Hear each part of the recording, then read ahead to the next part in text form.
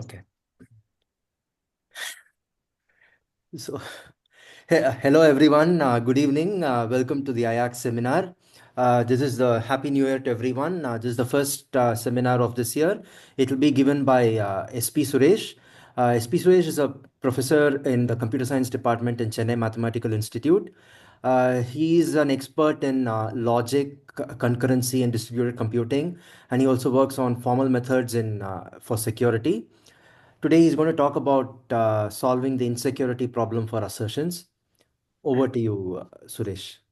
Yeah, thanks, Deepak, Srivatsan, and others. Thanks all of you for joining in. Yeah, Happy New Year to all of you. So this series can only get better and better after this. So let's. So this is my third or second or third iteration of this talk, and Madhavan has suffered it once or twice, and since he has come here again, I have made some changes to the talk, namely changed all the fonts. But let us see how how much I can convey of what is happening. Okay, so uh, the title is Solving the Insecurity Problem for Assertions. So if I manage to tell you what the insecurity problem is, what assertions are in this context, and what is non-trivial about this problem, then I think my job is done. So I'll also try to give some technical details, but I'll see how much I can do it. Let's start then. Yeah. So what are security protocols? So we are looking at, I don't know if the title mentions security protocols, but what we are looking at is security protocols. And here is a definition of security protocols by long-standing expert, Roger Needham. He says that security protocols are three-line programs that people still manage to get wrong. And this was around 30 years ago. Surely the state of the art has improved, and the state of the art is that two lines are enough to screw up. Okay. And while showing you what, uh, so this is not just a joke, but it's also supposed to introduce to you what these protocols are about, what is the problem with them, and what is the problem that we are trying to solve. Okay. So this here is a security protocol. What is it doing? It is just some pattern of communications involving two what are called principals or agents. Okay, A and B here. And the assumption is that they are communicating over an insecure network, and therefore they have to use some means of securing their messages. So here, this says M with some fancy braces and then PKB. PKB stands for public key of B. So let me get a decent color. So this is public key of B. Okay, this thing is public key encryption.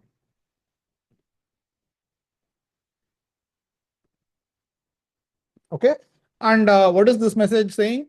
It says send a pair of objects to A, should send a pair of objects to B, its own name, and some message encrypted in B's public key.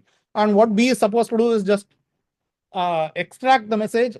Presumably, if a message is sent in B's public key, B can extract the message inside it. So B will extract the message, encrypt it in A's public key, and send it back. Okay, that's all the protocol is. What is it supposed to do? I mean, not much really, but it is just two people trying to figure out if the other person is active on the network. Okay, A pings B, let us say, and this is one way of pinging. Hey, are you around? And B proves that it is around by actually extracting the message and sending it back. Okay, so you can think of it that way. But let us ask. So here, if you look at this protocol, it uses some cryptographic operators, and we know that if you encrypt in someone's public key, then nobody other than the intended recipient can open the message, right? And this message M has traveled over the network twice. Both times it has been encrypted using someone's public key. So presumably no one else knows what M is, right? So can you go ahead and say that M is secret only to A and B? M is shared only as a secret between A and B. Nobody else knows it. Okay. So I don't know how many of you have seen this kind of protocol and the kind of analysis that is involved in this. But as it turns out, you cannot have a guarantee that M is secret only to A and B, and that is because of something called a man in the middle attack. Okay, here A sends a message, but it doesn't reach B because A sends a message on the network. Before it reaches B, somebody captures it. What we'll assume is that the network itself is a bad guy in some sense. Okay, so or the bad guy has control over the network. So anything that is passed on the network, the bad guy can always block it from reaching the intended recipient. So the attacker has blocked it. It sees the message. Oh, it says, oh, it's A, and then some N encrypted in public key of B. What it says is it cannot break token. Okay, attacker cannot break this.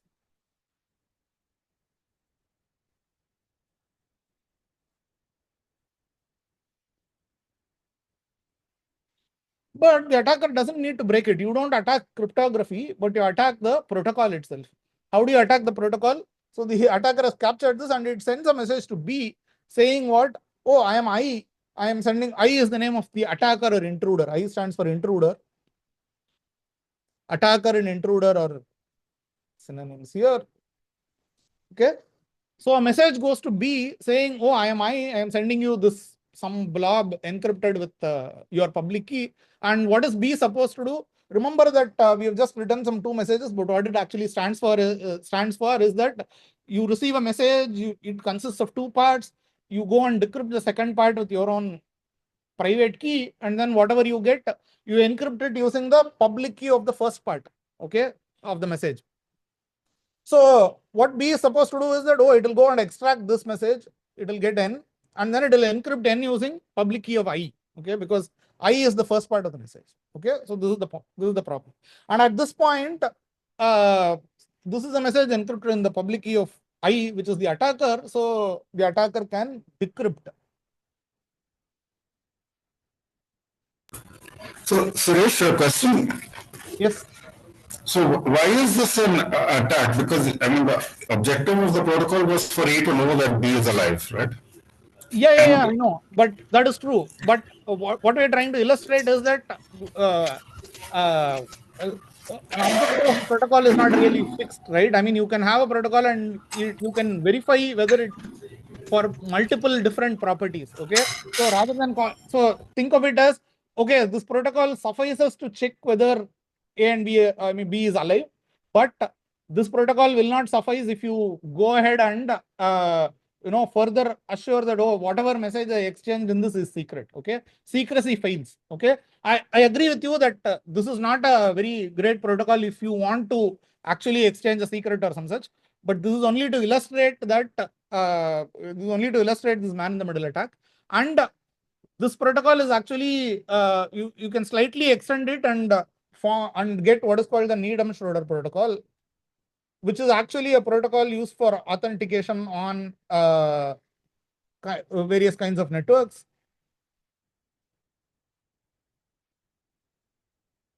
Right. So the reason I chose this protocol was that it's easier to illustrate this kind of attack. Okay, this man in the middle kind of behavior. All I want to say in this is that there are various properties you can test about a protocol, and some properties are true, some properties are false, and you can have multiple means of specifying these properties using logics or whatever. But the point is that we want to see what the problem is. Okay, so we are looking at the verification problem. Given a protocol is a property true of all runs, but where is the run here? What is it? How do you specify the system? Okay, we'll have to get to that next. So is the attack clear at least? At this point, the attacker can decrypt and learn, and I wanted to say. Okay, so it satisfies some properties, but if you think that this protocol can also serve to exchange some secret and keep it a secret, then that fails. Okay. Okay. Any questions so far? This is just the first slide, but at least the setting should be clear. Now, why is it that you have two-lane protocols and you screw up and things are bad? It's not all this bad.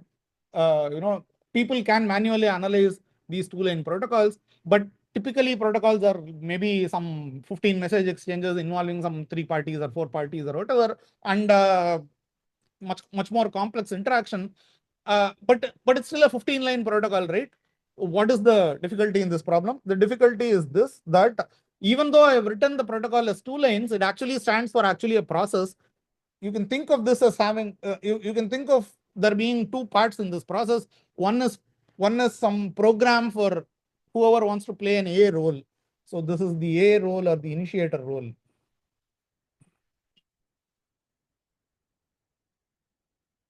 And this is the B role or the responder role.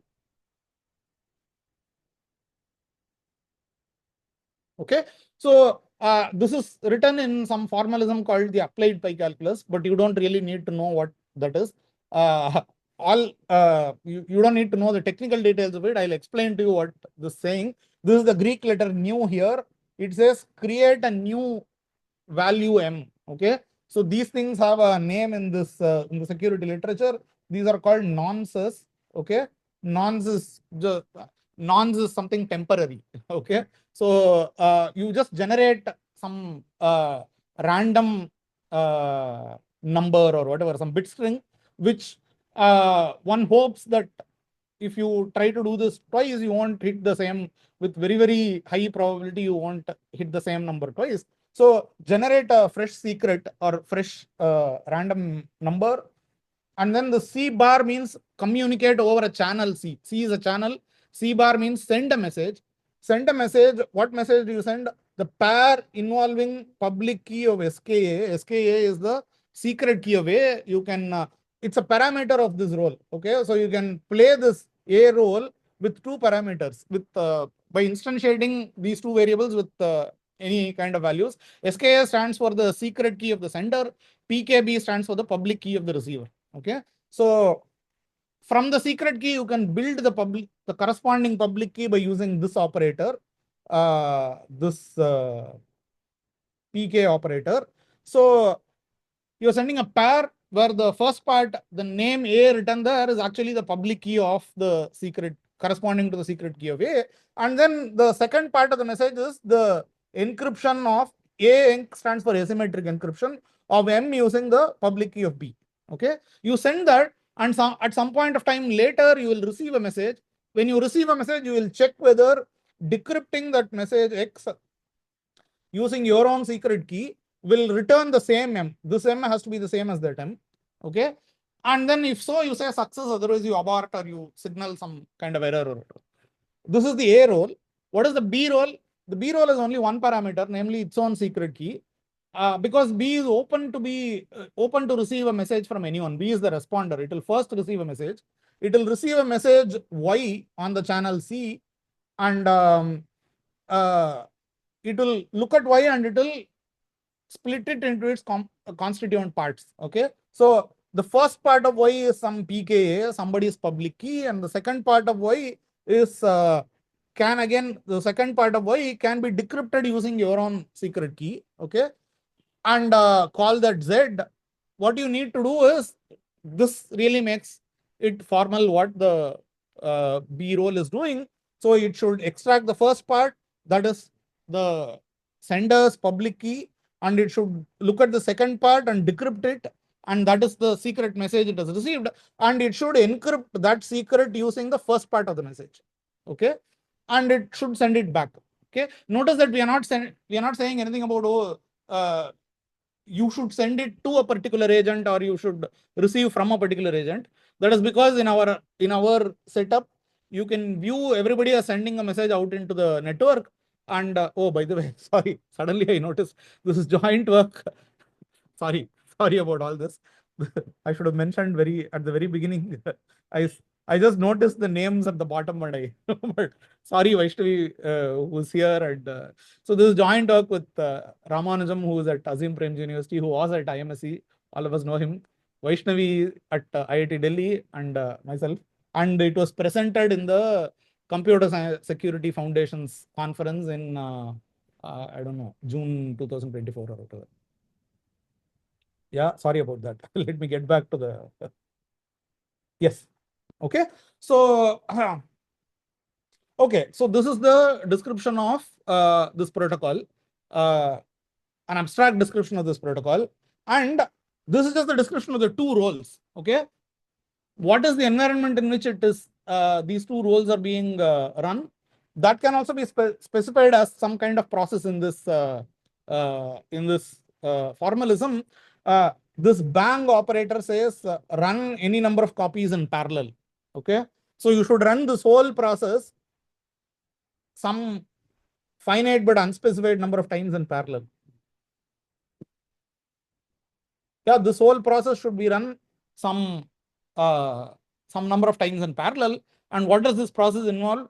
Create a new agent in some sense, create a new secret key that corresponds to one new player on the network, and publicize that person's public key. Okay, and then let that person play any number of A roles here and any number of B roles. Okay, so essentially there are a bunch of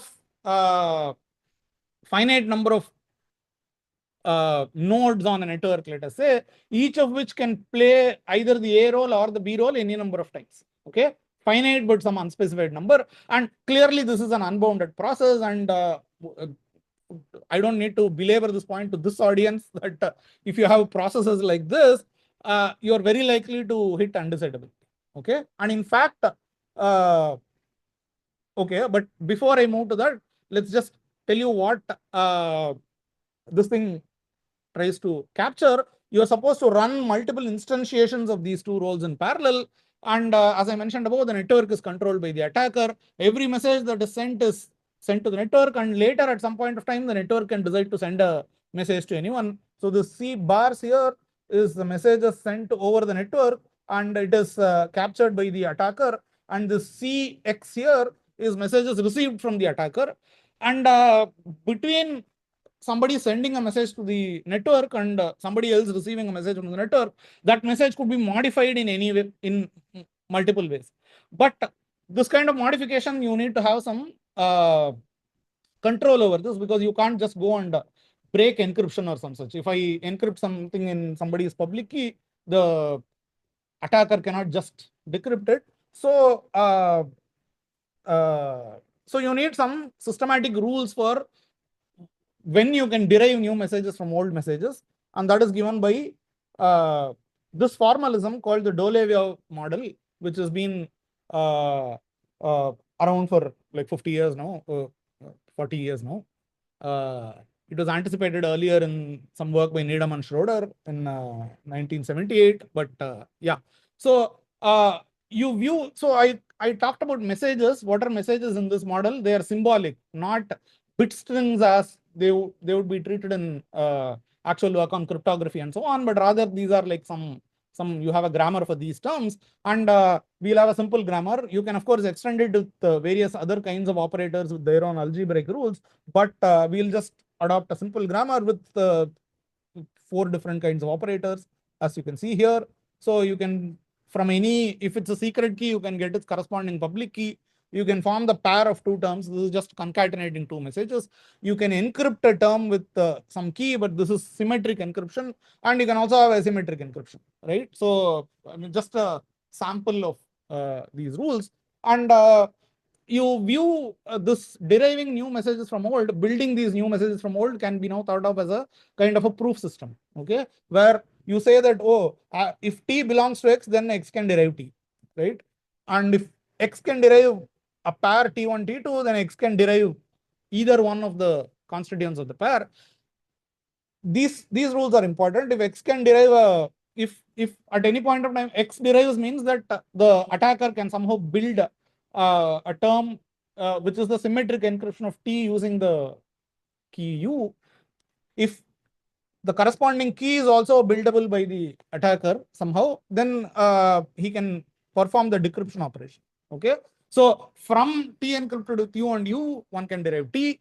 From the public key encryption of T with PKFK and the corresponding secret key, you can form you can do decryption and get T, and so on and so forth. Okay, so you can form pairs. You can actually do encryption here, and you can actually do symmetric encryption and asymmetric encryption, right? So these rules control what new messages the attacker can build from messages that have been communicated so far. And Now you can specify protocols in one of these formalisms, and you can talk about many desired properties, secrecy, authentication, anonymity, various things. And the insecurity problem asks, is there any run of the protocol where the intruder can violate secrecy? Right? This is one of the simplest properties. You can think of it as reachability, some kind of reachability problem, right?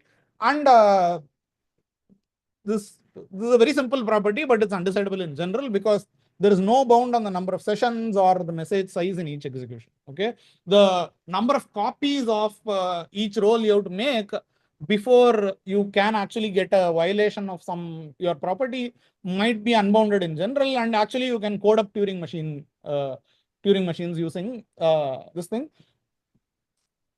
Yeah, so you can come up with protocols which code up Turing machines. Okay. Now, one way of getting desirability is, of course, you can actually do bounded verification. So you restrict your attention to only bounded number of sessions in each run. Okay.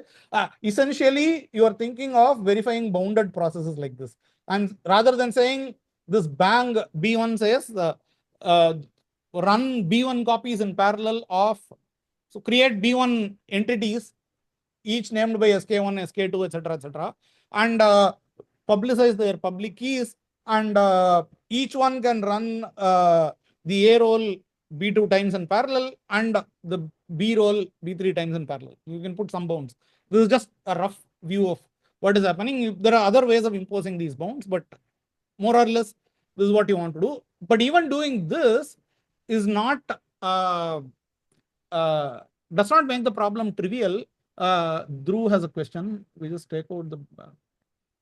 Yes, Dhruv is asking, we take out the bang altogether and treat each copy as a distinct process. Yes, right. So you can treat it like that. You can actually make B1 copies of this whole thing and B2 copies of that, and think of running, instead of running 2 roles in parallel, think of just running 15 copies of this role and 20 copies of that role. So that's your new process description. But now there is only 1 copy of each of these new processes because you already made your instantiation. Okay, good. So, okay, right. So this is the setup. Okay, and we'll come to this RT03 later. So this is we have the work that we presented in the CSF is an enhancement of this model for certain reasons. You will see what the applications are. I'll at least mention what they are rather than go through the examples, and then we'll see what we'll do after that. Okay, so so far as the vanilla Dolevia model, so you communicate terms, but there are lots and lots of protocols, especially for more advanced applications, where you require to convey some statements about the messages that you are sending. For instance, if it's a blockchain protocol, you might have to say that I possess the secret key that belongs to the recipient of this transaction. Okay, only then you can you need to say this to it's not about unlocking the transaction. It is about proving to someone else that you have the secret key corresponding to some transaction. Only then they will believe that this particular Bitcoin belongs to you. Okay, so that is the kind of setup in blockchain protocols. So this is really an assertion that you want to convey rather than just a term. Okay, and you might also want to have say things like, oh, this message here is encrypted either with the key K1 or the key K2. You can do whatever you want with this information. I won't tell you which. Okay, so you are providing partial information. Or you might want to say in a voting protocol, you might say, oh, I have only voted for a valid candidate. You might want to say, rather than just putting some junk. The point about voting protocols is that you want to encrypt your vote in the person who opens your vote shouldn't know your identity, and the right. So that is the point. And the person who knows your identity shouldn't be able to open the vote. Right. So yeah, but so there it so happens that you will send a message that to some kind of authorities who will not be able to see what is inside, but you still need to give a guarantee that what is inside is a valid vote. Okay, even though you don't reveal what the vote exactly is. Right. And there are ways of modeling these kind of assertions using some complicated objects like some ZKP terms, this, that, etc. But this is a much more readable representation of these kinds of protocols, and it's a much more straightforward representation. Typically, these kinds of assertions about terms are realized in actual cryptographic protocols by sending some zero knowledge proofs and so on. And as the name indicates, they are zero knowledge proofs of something. What are they a proof of? They are proofs of assertions. So you want to model directly using these assertions. And I'm just giving the most complicated assertion language, that the full assertion language that we have considered, but all the complexity is the all the complexity in the analysis just boils down to this and this. Okay, just equality and existential quantification. So I'll just go through it slowly. So T equals U. So this is equals, and we are just using some fancy symbol because using equality all the time will be confusing. And some predicates you might have which are protocol specific. This is saying that this T naught is actually belonging to the list T1 to Tn. So this is saying that my vote is either for candidate 1 or 2 or 3 or 4. So that is formalized by this list membership. And you can have conjunction and existential quantification and some kind of signing a message. So you can say A says alpha or whatever. We will not concentrate too much on that. This is just to tell you that this is a very usable language where you can represent lots of nice protocols which are actually deployed in practice and so on. Okay, so notice that we don't have disjunction, and this list membership is playing a limited disjunction role. Okay, when you say that T0 belongs to the list T1 to Tn, all you are saying is that T0 is equal to T1 or T0 is equal to T2, etc. Right? So we could allow disjunction also, but then our complexity results won't hold. It's interesting in its own right, but this version suffices for yes, someone is asking what is the quantification over? Quantification is over terms. When you say there exists X, you mean that there exists a term such that something holds. Okay. Okay. Great. Is that fine, Prahlad? Is the answer fine? The quantification is over terms. Okay.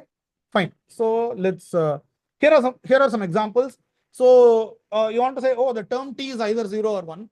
You just say that T belongs to 0 or 1, but T belongs to the list 0, 1. But this is not a very useful thing because if the term is 0 or 1, you will be able to just see it directly. What is more important is terms like assertions like this. You might want to say that, oh, T1 and T2 are encryptions of the same message. Okay. And you can say it by saying, oh, there exists XYZ such that T1 is nothing but X encrypted with Y and T2 is nothing but X encrypted with Z. Okay. So in this way, you're saying that, oh, there are these two distinct messages that have been sent as part of my protocol, but they are actually encrypting the same term. Okay.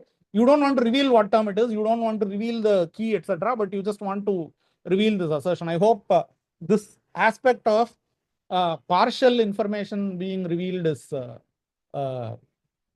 illustrated by these examples. You can use this kind of this logic to model some electronic voting protocols like Foo and Helios, etc. So this was done in some work long ago with Jam, Vaishnavi, and myself.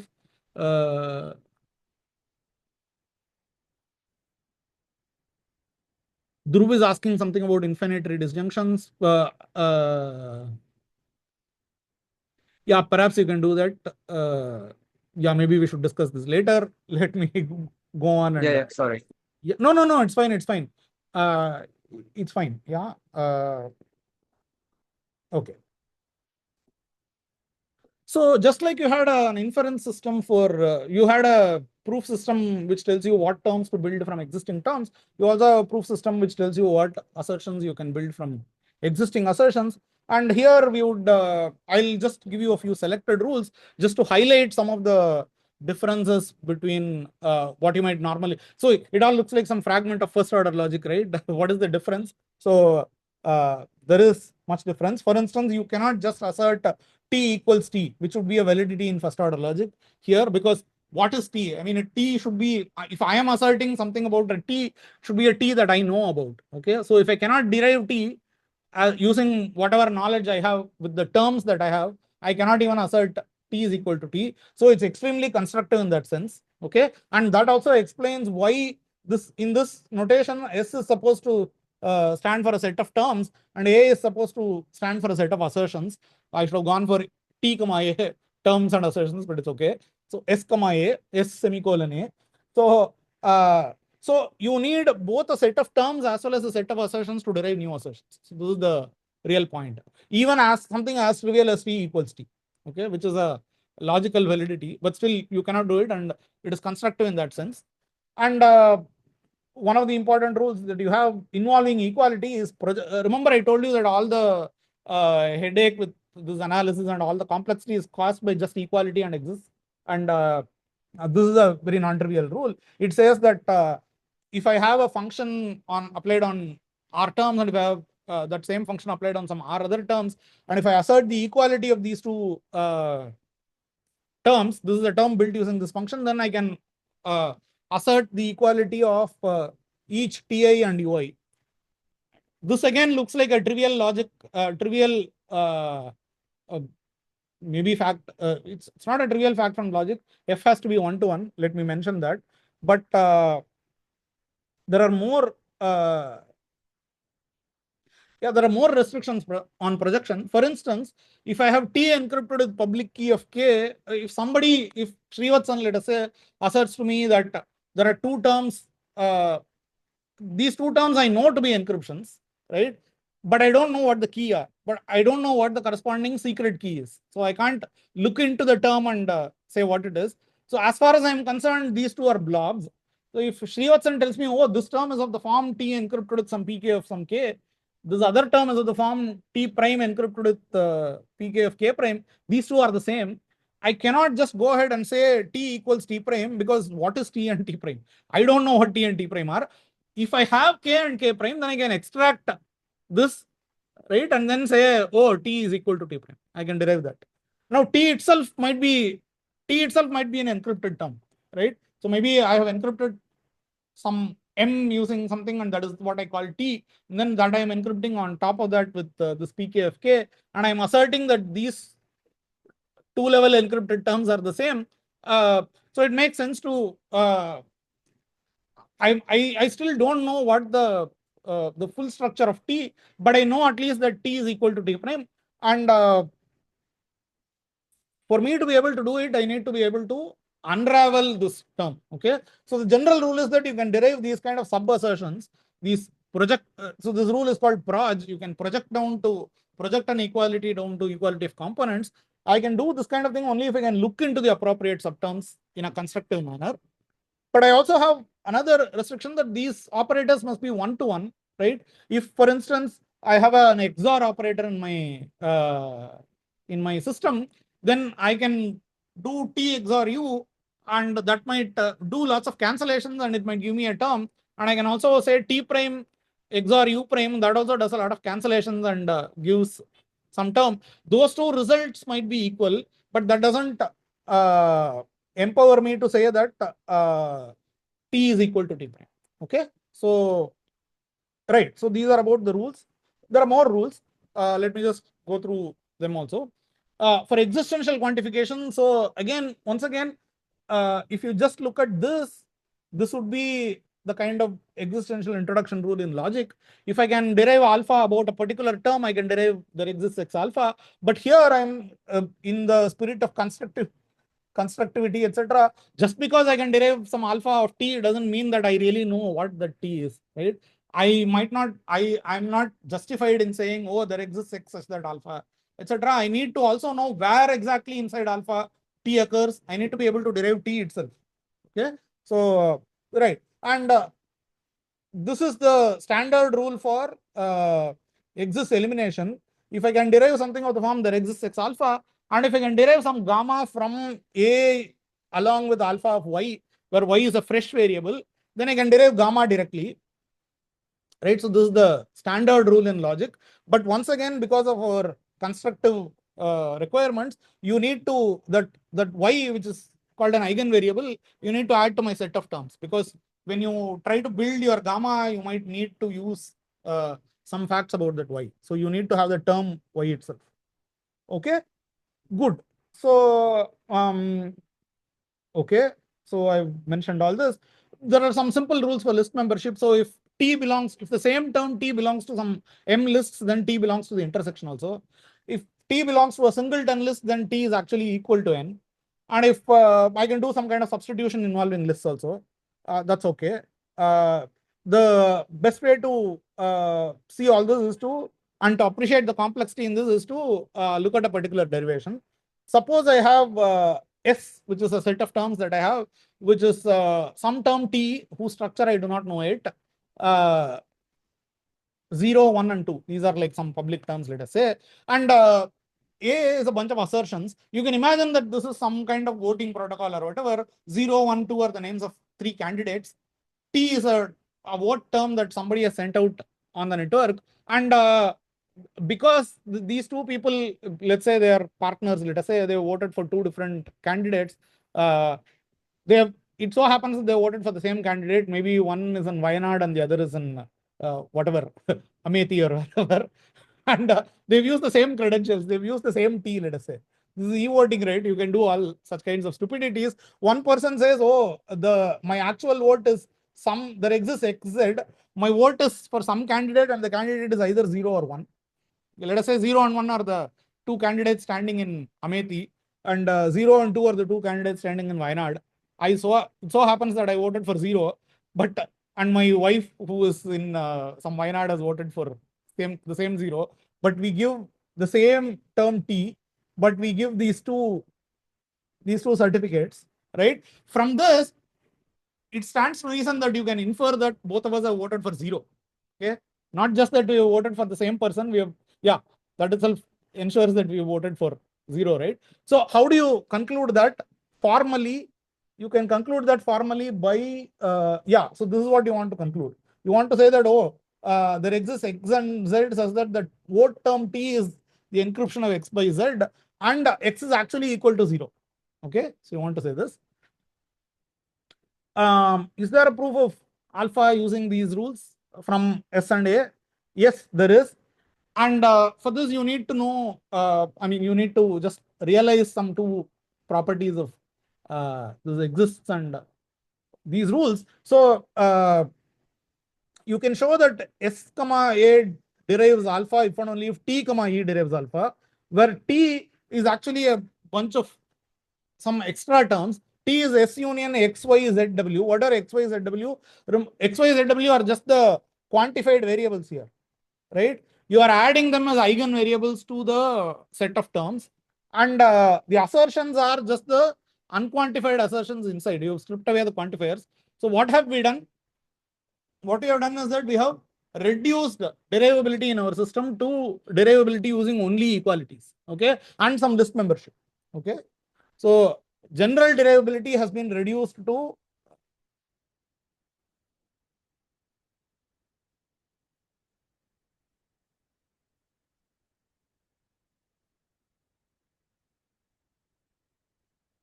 involving, okay, so equality and list membership, okay, fine.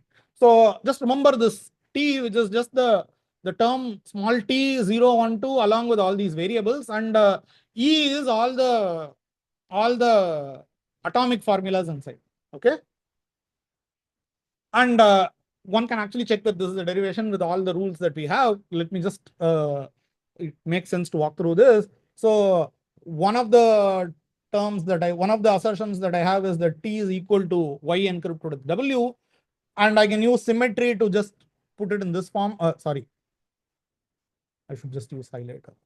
Yeah, I can use symmetry to just put it in the opposite form. Another assertion that I have is that T is equal to X encrypted with Z. Now, what I can do is that I can use transitivity. So trans stands for transitivity, and then say that Y encrypted with W itself is equal to X encrypted with Z. Now, it's important to note that W and Z are both elements of T, this capital T here. Okay, those are just eigenvariables that I have attached. All I'm saying is that this term actually has the structure Y encrypted with W. That term actually has the structure X encrypted with Z. So I can actually now do the projection.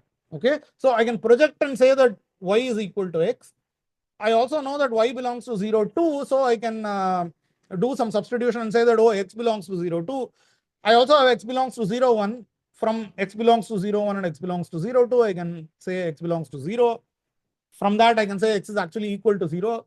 And I have t is equal to x encrypted with z. So I can actually put together and arrive at a assertion like this, which actually tells me that this term that has been sent out, I know what exactly is the thing inside the encryption. Dhruv has a question. Who has a question? Okay, 20 minutes left. Okay, good. Okay. Okay, so are there any questions so far? So we have introduced what the issue is with this kind of protocols, and we also introduced the kind of extension that we have used to represent some voting protocols and so on. But in general, it's believable that it's a nice enhancement to the basic model, because there are lots of protocols which you can think of where I need to make assertions about terms. Yeah, Dhruv, do you have a question now, or was this hand raised earlier? No. I do have a question. So the question is, all of this was possible, at least this proof was possible because it would strip away the encryption function, right? You kind of treated the encryption function as a binary Strip away the function. encryption function, provided I have the decryption keys, etc. here. Yes. But like in real life, isn't it possible that like the encryption function with two different keys and two different messages lead to the same encrypted message? So this stripping away, it's a bit ideal, right? Yeah, it's a bit ideal, but in actual protocols where you want to when you want to model this fact that it is possible that right. So your question is well-founded, but the point is that the probability that two different encryptions will map to the same term is very, very low. And what we are looking for is logical flaws, okay, which have which can occur despite protecting encryption. So the point is this, that even if you do not say that there are collisions with encryptions, you still have these kind of attacks. Okay. Right. So it's just like not assuming that hashes can collide, something along exactly, right. Okay. So even under ideal circumstances, there are these logical flaws in protocol design. So that's what you're trying to. Yeah. Okay. Thanks. Yeah. Okay, so let's. Okay, so we have introduced this insecurity problem, and we have introduced our enhancement of the basic model. So let's dive a little bit deeper into this insecurity problem. We said that, oh, we will bound everything inside, so it's only some boundedly many processes. What is the problem, right? And the problem is illustrated with this example. So your original protocol just says that, oh, I will just send my an M encrypted with so the original protocol has A sending this message on the inside. The new protocol puts one more lock on top of it. So think of it as a double locking protocol. Okay. So, and then B should send this, but it turns out that you still don't escape flaws. And in fact, this illustrates what the problem is. You have an attack of the following form. Okay. A sends to B this message. This message sends A and N encrypted with B's public key, and this whole thing encrypted in B's public key. Of course, the attacker cannot extract. So the problem earlier was that the attacker could extract the A part because it was just a concatenation of two messages. Now I have encrypted the whole thing. The attacker cannot extract the A, but the attacker can do this. Okay, add one more layer. Okay, so this internal thing, this is the original message. On top of it, the attacker adds its own name and then puts one more level of encryption. But this is enough to fool B, because at the first level, what is B supposed to do? B is supposed to unlock twice and extract. So B should receive something that is locked twice, and then it should go inside and then extract that piece and send it to A. So that is what B is doing here. It will unlock this, and it will go inside, and that is something of the form A, N encrypted with PKB. It will take that and encrypt in I's public key and send it. You see? At this point, I can decrypt it and take away the A and put I in its place. Okay. Now it's back to your original kind of attack where wherever A was occurring, the attacker has managed to put I in it. So now once again B will unlock this, unlock that, and encrypt the inner thing with PK of I, because I is the name of the sender. Okay, and this is an attack. It's in fact a bad attack, because the terms, I mean, you are making the attacker work much more, because the attacker has to generate some terms that are larger than terms mentioned in the protocol. See, in the protocol, there are only 2 levels of encryption mentioned, but in the attack, there are 3 levels of encryption here. Okay, so sorry, here.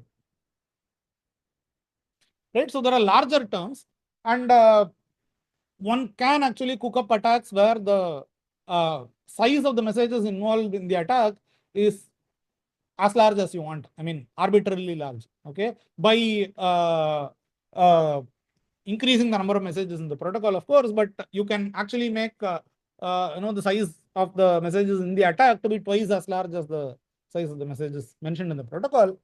And so this tells you why it is a non-trivial problem still, because there is no a priori bound on the size of messages. So even if you say that I'm only looking at a finite process where there are like 55 different messages that will be sent in each run, the 55 different messages could be some non-trivially large instantiations. And so yeah, so here the point is this, that if you look at the earlier protocol, you can think of making 2 copies. Okay, so you can say that let's just look at the PB process. Okay, PB with its SKB, it receives something of the form y comma sorry.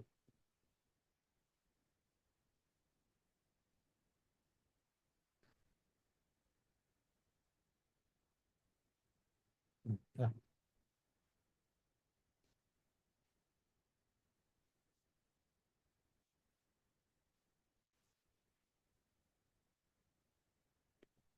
Right, and it should so it receives this and it should send right,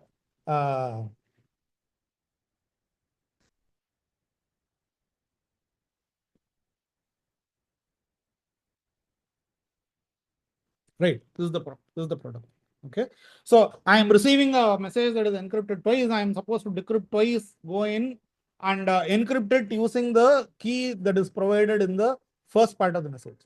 Right, and if you think about the attack, there are 2 copies of B that are being played. If you go to the attack, there are 2 times that B receives and sends. In the first copy of B, Y, so let's think of it as Y1, Z1, Y2, Z2, Y1 is equal to I, Z1 is equal to this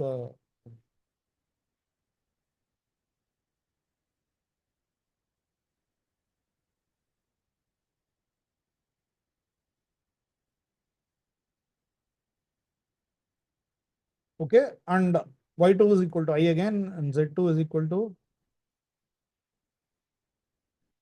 okay, Z2 is equal to N actually. Sorry, just a minute.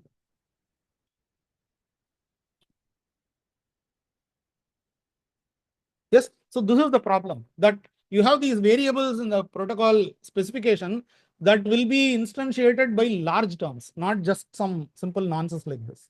Okay, this is the problem. So how do you solve this? For that, what you need to do is observe that why is this attack even possible? This attack is possible because the instance of Z1 actually matches a term mentioned in your protocol description. Okay, in other words, you have this particular kind of equation, Z1 equals some A comma Z2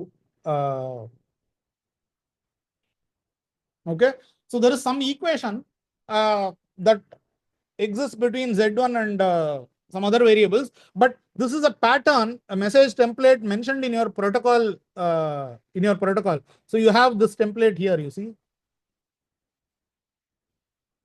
A comma something encrypted with something is some pattern that is in your message template. So essentially your Z1, even though it is a non-atomic term, it matches with something else mentioned in the protocol. And this is the key insight of Rusunovich and Turwani, RT03. what they say is that if the Z1 is something that does not match any term in the protocol description at all, you can always map it to some small constant. Okay, and that is really the idea. And if you want to think about it, ideally, what you are saying is that you have a sequence of terms. These sequence stand for the intruder's knowledge at various points of time in the protocol execution, and there are a bunch of terms that the attacker is injecting into the network. So these are terms sent by the honest agents to the attacker. These are terms that are sent by the attacker to the others, and this just tells you that the attacker's knowledge monotonically grows. But importantly, you want to be able to derive small ti from capital Ti, not just small ti, but some. Remember that this capital, you shouldn't remember, note that this capital T0 to Tn and small T0 to T1 are all message templates given in your protocol description, but you need to instantiate them, and that instantiation is given by this sigma. Okay, and the essential point is that this instantiation sigma is unbounded. Okay, and what Risnovich and Rouhani say is that this particular paper says is that as long as your Z1 does not match, some message template, you can zap it down to some kind of constant. Okay, if you do that, then your sigma becomes bounded actually. Okay, so one has to actually spend a lot of time to go through these details and figure it out. But if you do this, it is enough to gain bounds on the substitution that you can give for all messages. Okay, and okay, so this tells you that once you have bounded substitution, you have an NP algorithm for this. And yes, one of the key ideas, this is our restatement of the work of RT03, and this restatement allows us to do the extension also to these assertions, is that whenever you have a proof, okay, so I need to just go back. I'll just create a new just give me 2 minutes. I'll explain this technical idea and then we'll...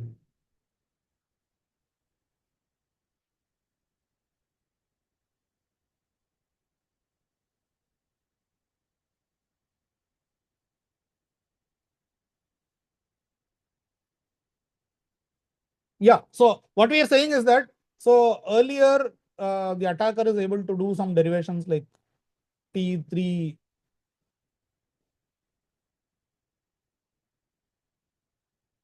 Okay, now we are saying that instead of considering the sigma, we will be considering a different tau, let us say.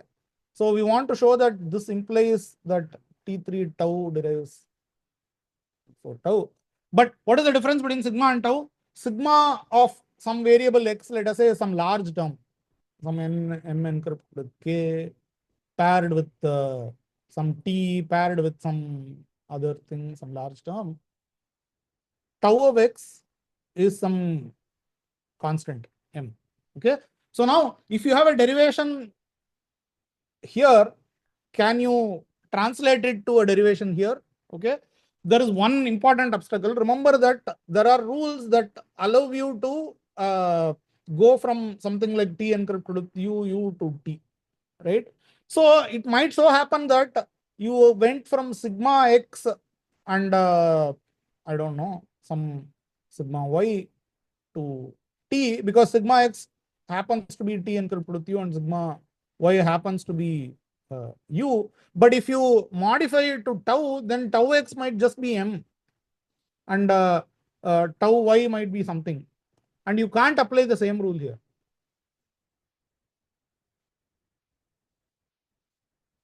You can't apply the same rule and get your t. So you want to simulate all derivations under sigma to derivations under tau, and you cannot do it if you just zap indiscriminately.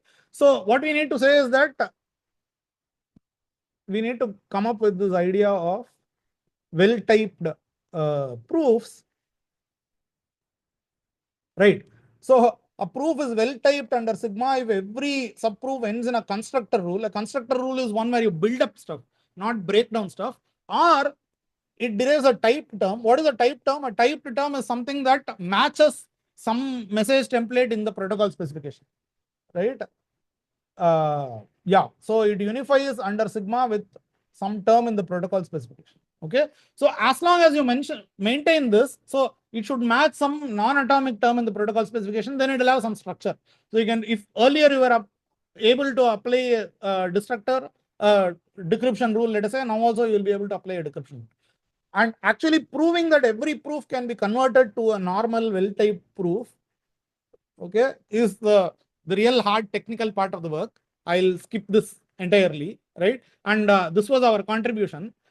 This was our way of looking at the RT03 proof, but it is not just a, a refinement of the RT03 proof. It turns out that you can apply this intuition totally to assertions.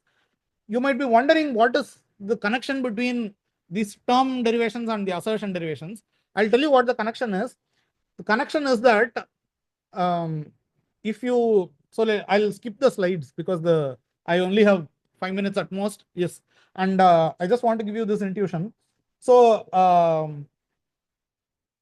right, suppose you have a derivation from there exists x, some alpha under some terms t, to some there exists x, there exists y beta.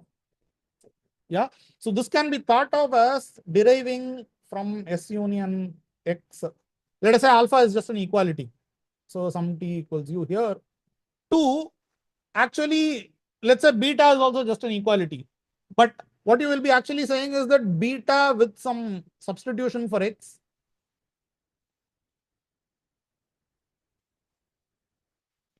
right? So you can derive there exists x, there exists y from beta from this if and only if you can do this derivation.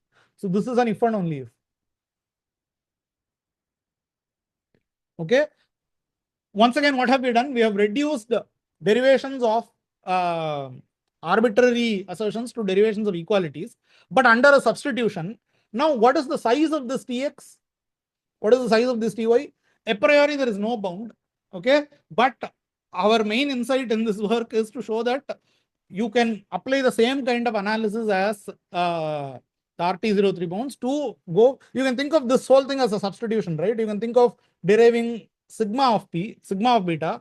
What we show is that you can, instead of sigma of beta, you can go for a tau of beta, where your tau is gotten by zapping various. So if some of the witnesses for existential variables are some wild terms which do not match anything in your context, then you can actually zap it down to a constant because it won't contribute. You can do that by a analysis of how the information flows through your derivations. Okay, but that is just the very high level intuition. But yes, so this is the main technical part of our work. But I hope I have shown you what the context of our work is, and the real nice technical contributions that I mean, the RT03 result that we keep mentioning is a nice technical result, and we are able to look at it afresh and then apply it to some very nice new extensions. Okay, so if I have roughly conveyed this to you, then I think I've done my job. So there is more in the slides, but maybe I'll share it with Srivatsan and Deepak, and it can be put up somewhere. Maybe I'll also fix some compilation errors that have led to this thing. But anyway, so yeah, so I'll skip all this. So the main result is that one can convert any of these equality proofs also to a well-typed proof. There is a new notion of well-typed. It's more complicated because you don't zap just one term. You have equalities. You might end up zapping one term but not the other, and it might create conflict. So you have to be really careful, and you have to argue that such bad things do not happen. And in much of this work, the main part is to come up with the definitions and the induction hypothesis for various proof transformations. But yeah, so there is, one can actually extend this to in several interesting directions. One important theoretical direction of extending this is to consider what are called intruder theories. Okay, these are like rules for other operators like XOR, which I mentioned, where you will have rules like this. T and T XOR T will give 0. They'll cancel each other out. Okay. And these rules are not like the equalities we are talking about. We are talking about, somebody saying that these two terms are literally equal. Whereas these are like general rules. Whenever you see a term matching the left-hand side, you can convert it to a term matching the right-hand side. That is, these are more, you should think of these more as rewrite rules. Okay. So they are called intruder theories. So, so combining, so we actually have, we're just writing it up. We have actually shown that you can extend these, the results in our paper to XOR and certain other intruder theories as well. And there are other kinds of works. So yeah, what would be really nice would be to extend, there are various tools for protocol analysis. What would be nice would be to extend those with support for assertions as well. I think I have, I hope I have conveyed some spirit of the work we have done to you. Thank you. Thanks a lot. If there are questions, then I can take. Thanks, Srivatsan. Thank you, Suresh. We are open to questions, maybe a couple of quick questions. Hi, can you hear me? Yes, yes, go on, Abhishek. Yeah. So I was wondering, where are failures of such assertions? I mean, do you have any real world example as to where such assertions are useful? Yeah, I was telling about these voting protocols, no, where you might want to, so there are on blockchain protocols and so on, where, so the point is that this assertions is a modeling device. It is not that people are actually sending out assertions, but there are lots of protocols where you send out some complicated kind of term, and the intent is that, it should serve as a proof of some property of some term that you have sent. And one can actually show this for many protocols, like, like I mentioned, blockchain, voting, lots of protocols involving zero knowledge proofs. And whenever you have a protocol involving zero knowledge proof, it is a zero knowledge proof of something. What is it a proof of? It is a proof of some, fact, like these two terms have been, are the same term encrypted with two different keys. Okay. You might want to say such a thing, right? You might want to, there are certain protocols where you might want to say you sent an encryption and then later you will send a re-encryption, which means that you will encrypt the same term using something else, and you can give some zero knowledge proof of the fact that these two terms are re-encryptions of, I mean, the same term encrypted using two different keys. Such things do exist, right? And they are widely used in many protocols. I have to look up examples and tell you, but yes. Right. And these assertions that we've introduced is just a modeling device. We are saying that, so rather than modeling these protocols using these complicated terms and so on, you can model them as straightforward as in a straightforward manner as assertion. But there is one other important thing, which is that we have shown various kinds of reasoning using assertions, which will not exist if you just treat them as terms. No, even if you send some two ZKPs, you might stupidly send two ZKPs of the kind that I mentioned. This term is 0 or 1, this term is 0 or 2. Then you are actually revealing information. You need a way to model such leaks also, right? So you should think of this as a more finer analysis of existing protocols which do convey partial information about messages that they send. You don't want it to be full information, right? That is the point. So sorry, I couldn't see on the screen who asked this question. Who was it? Sorry. Abhishek, yeah. Abhishek, okay. So yeah, this Prahlad, I'm sorry, please finish. So will these proofs cannot be already in the sense, like, can they also be part of the cryptographic proofs or something? I mean, like, why do we have to do this extra? Is what exactly what I told you just now. No? You can treat, sure. So you can treat them as some ZKP or whatever, but you still, I mean, you can send it out as anything. No? So you can send out an assertion in any form. But the point is, you are conveying information. Okay. You should think of it as that the information that is conveyed is the assertion. And if you convey too much information, then you can do derivations based on information. Right? We are trying to capture that part. Right? It is not that we are introducing some new thing which, a new modeling device which has not existed already at all. It is true that it is also true that these are much simpler presentations of existing protocols. I mean, I can just write an assertion because it's an assertion that I'm sending out rather than write some complicated looking ZKP term or whatever. But the more important aspect is that we are doing reasoning with these assertions, which is to be highlighted, which has not, to our knowledge, been done so far in the literature. Thanks. Okay, Any can I go ahead? Prasad had a No, question. Prasad. Yeah, Suresh, thanks a lot for a nice talk. I enjoyed it. Yeah. So you see, one of the things is, like you said, that you're modeling it here with using these assertions.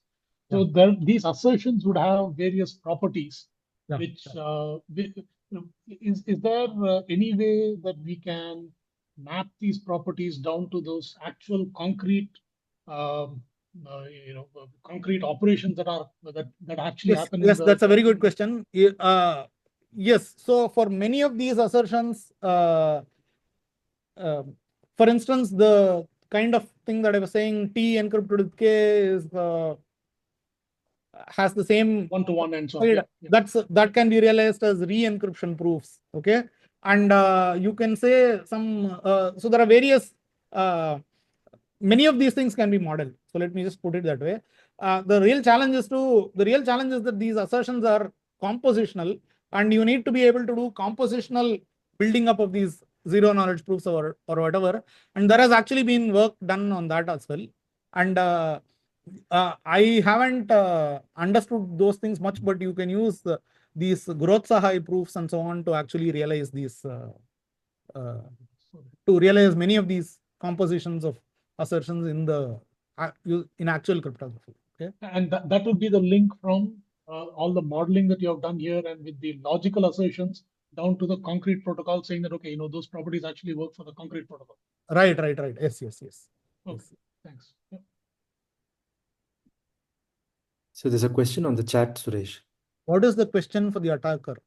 Yeah, so the question for the attacker is that can you orchestrate a run execution of the protocol such that at the end of which you can derive a particular assertion? It could be, for instance, I will specify that if X is supposed to be secret, then I'll say that nobody can derive an assertion of the form X is equal to 0 or X is equal to C for any concrete C. Is that fine, Chandradeep? Yeah, earlier for the term case, it is that is there a run that you can orchestrate at the end of which you can actually derive a term T using your knowledge. Here, it would correspondingly, it would be, can you learn some kind of assertion or a term? I mean, that's fine, but right. So, Okay, Suresh, I think it's given. Yeah, thanks a lot. You. Thanks a lot, IARCS, for Yeah. allowing me to Yeah. talk. Thank you, Suresh, for the very nice talk, and thanks a lot everyone for the questions, and yeah. Yeah. Thank So you. maybe I should, if any of you